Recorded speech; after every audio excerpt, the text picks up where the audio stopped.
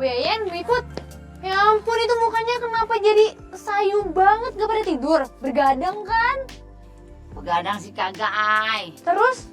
Cuman aja gue tidur kagak pules begono. Kebangun mulu gua. Tuh bisa sare. Oh, ini tahu pasti semalaman Bu Yayan sama Bu Iput gosip kan? Ya elah, lu nyus kate-kate. Gue ngegibah juga, ada schedule-nya. Begono, wayahnya gua kudu tidur mah ya kicep begono. Oh ya, terus kenapa jadi gak nyenyak kayak gini tidurnya? Kita teh bukan menggosip atuh Ay. Tapi Iput sama Yeyen teh semalam teh bisa sare gara-gara eta tah didatangan mimpi buruk.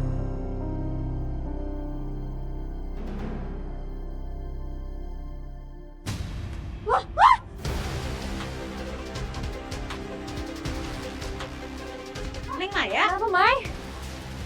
Ini tanah kuburan kan?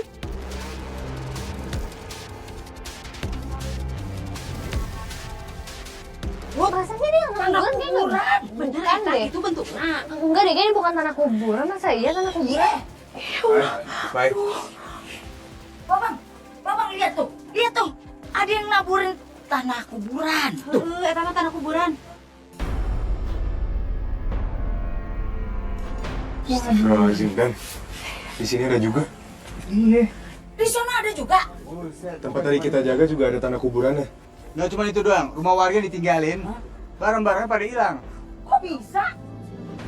Kok bisa ya? Di depan rumah yang kita tidurin malah ada tanah kuburannya sih. Padahal udah dijaga semalaman.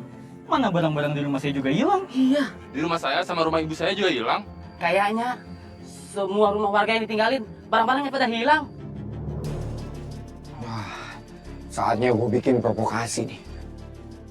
Iya bener juga, kita kan satu sama lain saling kenal. Lagian semalam kita sudah dikumpulin di rumah-rumah tertentu. Kayaknya kalau ada warga yang mencurigakan juga, pasti kita tahu kan? Berarti pelakunya itu yang nggak tidur sama kalian. Bisa aja orang asing. Kan yang tinggal di rumah Hanum sekarang orang asing semua tuh. Apalagi mereka kan yang ngasih ide buat kalian tidur di situ.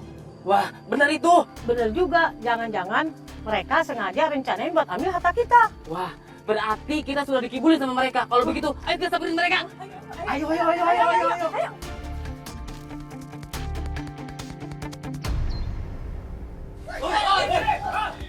Nah ini, mereka orangnya nih. Kalian semua keluar dari kampung ini. Waduh, maksudnya apa? Nah, saya ngusir-ngusir. Kalian semua sudah pasti rencanain ini kan? Kita disuruh kumpul di rumah yang kalian tentuin. Terus kalian pada ngambil barang-barang kita kan? Begitu? Astagfirullahaladzim, bapak-bapak, ibu-ibu. Kenapa kalian bisa mikir kalau kita kayak gitu? Gak usah pura-pura, cuma kalian yang kita curigai di kampung ini. Betul itu. Mandi rodok lu ya. Bapak-bapak, ibu-ibu, tenang dulu ya. Tenang. Kita bisa bicarakan ini semua baik-baik. Gimana kalau kita ngobrol di dalam, ya? Udah, kamu jangan pura-pura. Kita semua udah yakin pasti kamu yang ambil barang-barang kami kan?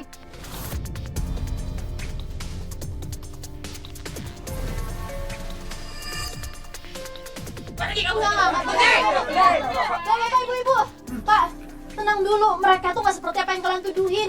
Saya yakin. Tuh, kalian denger kan apa yang Hanum bilang? Hanum aja percaya kok sama kita.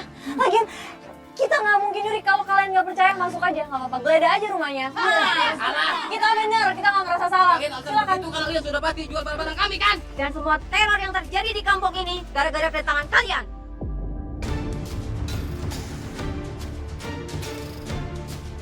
Kok jadi kita yang dituduh sih? Enggak. Udah, Mai. Udah. Oke, kalau itu yang kalian minta. Kami bakal pergi dari kampung ini. Nah begitu dong. Yang namanya cuma numpang harus nurut sama yang punya kampung. Pergi. Wah, kenapa malah kita yang pergi sih?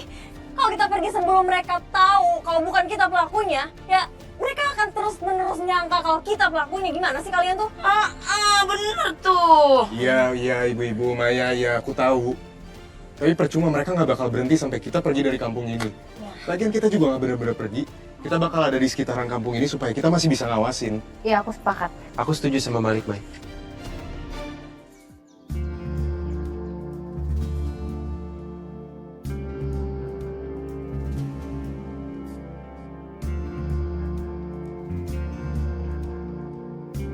sebenarnya aku nggak enak sama kalian. Jadi kalian tuh camping di hutan kayak gini untuk sementara waktu. Iya, kayaknya ini pilihan yang terbaik supaya kita masih bisa awasin kampung. Nih, kamu minum dulu. Kasih ya. Sambil kita ngawasin kampung, kita juga harus ngawasin Mas Galis sama Mbak Astri. Ngawasin mereka? Kenapa, Ai? Kamu nggak ngerasa aneh tentang mereka? Aneh gimana maksud kamu, Ai? Waktu warga tadi datengin kita, Mari ngeliat di kerumunan kalau ada Galing di situ. Dan dia tersenyum waktu warga mau ngusir kita dari kampung ini.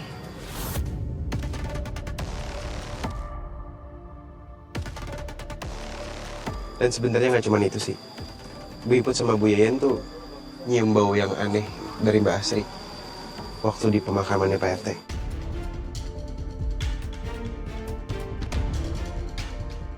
Dan dia juga kekeh banget, dia mau pakai gayung antik buat mandiin jenazahnya Pak RT. Iya, di situ kita ngerasa aneh. Mbak Asri kayak sengaja buang gayung petugas pemandi jenazah, terus diganti sama gayung anehnya itu. Apa kamu sama sekali nggak ngerasa aneh?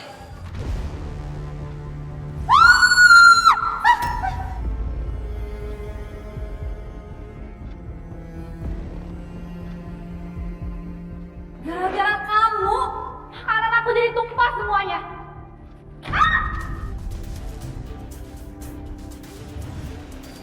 Sebenarnya tuh mereka emang akhir-akhir ini tuh lebih kasar sama aku, terutama Mas Galih. Mereka tuh bukan seperti dulu yang aku kenal.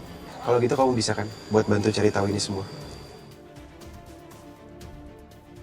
Tapi kamu harus tetap waspada sama hati-hati ya.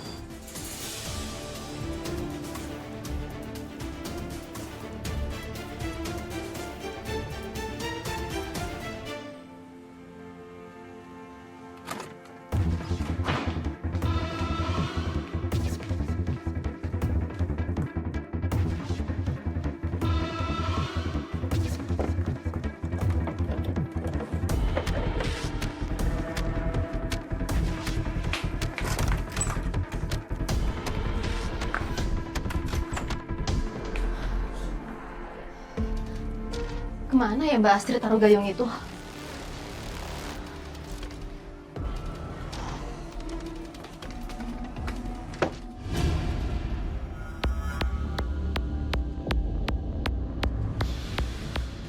Apa itu?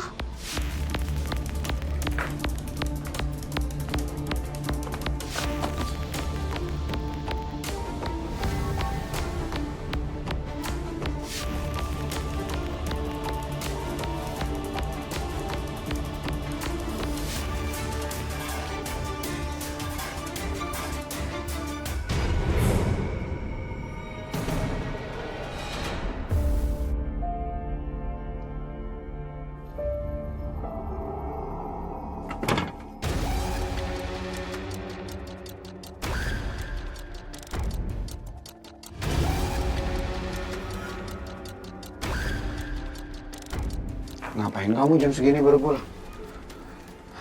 Kamu pasti bantu pendatang itu kan? Di mana mereka sekarang? Jangan sampai Mas Gali tahu kalau aku emang bener-bener bantu mereka dan sekarang ini lagi nyelidikin dia dan istrinya. Mending aku bohong aja. Aku tadi cuma bantuin mereka buat jalan keluar dari kampung ini. Kok sekarang mereka udah pergi? Jangan kamu pikir saya nggak tahu apa yang kamu lakukan. Kamu sudah membantu ke para pemuda onar itu untuk bertahan di kampung ini. Iya kan?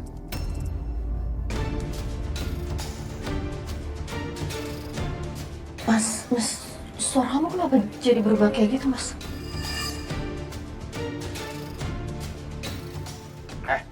Gimana kamu? Lepasin!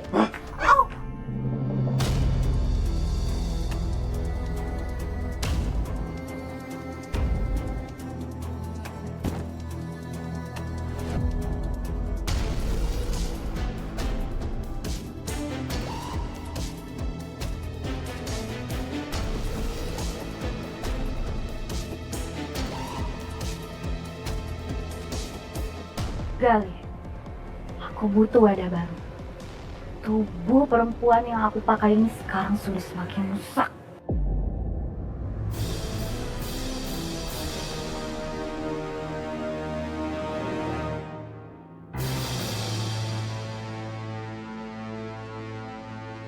Sekarang saatnya aku Hanum. Sebulan? Kamu udah gak kerja dari 1 bulan yang lalu, Mas. Dan baru kasih tahu aku sekarang, Mas. Aku udah nyoba ngelamar kerja di banyak tempat. Tapi emang belum keterima aja. Terus sampai kamu kerja, kamu cuma ngandelin harta aku doang, Mas.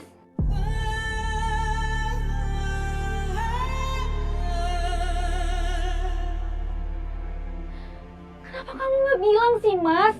Tahu gitu dari kemarin kita batasin pengeluaran dari jauh-jauh hari, Mas. Kamu itu emang nggak guna, Mas, jadi suami.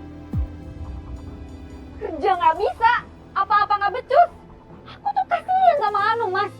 Aku harus punya kakak kayak kamu. Becus. Bisa-bisanya dia hina aku kayak gini. Aku nggak bisa diam diinjak-injak sama dia. Aku bakal lakuin sesuatu buat balas sakit hati aku ini.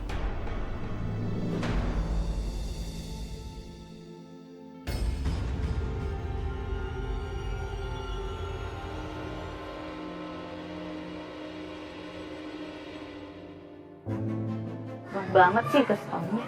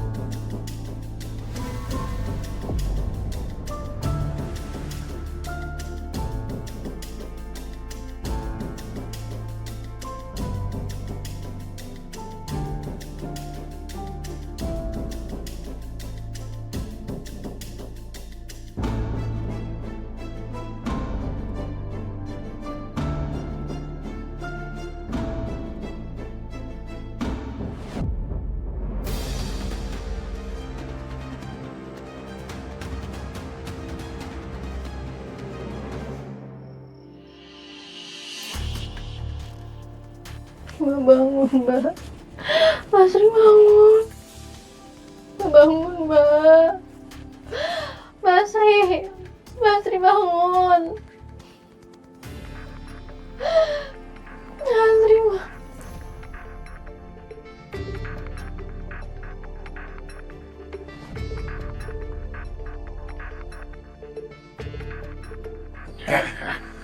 Saya mohon, Kek. Saya mohon beri penyembuhan untuk istri saya, Kek. Saya udah habis semua harta saya, Kek, buat penyembuhan istri saya. Sekarang saya jatuh miskin. Yang saya mau sekarang, istri saya sembuh dan saya kaya raya, Kek. Tolong saya.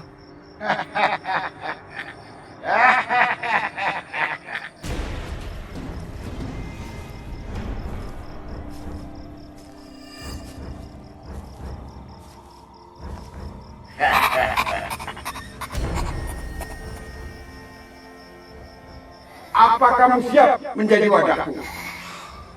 Iya, saya siap, Kek. Saya siap buat jadi wadah kakek. Yang penting saya kaya raya dan istri saya sembuh. Istrimu akan bangkit, tapi dia akan menjadi wadah dari istriku.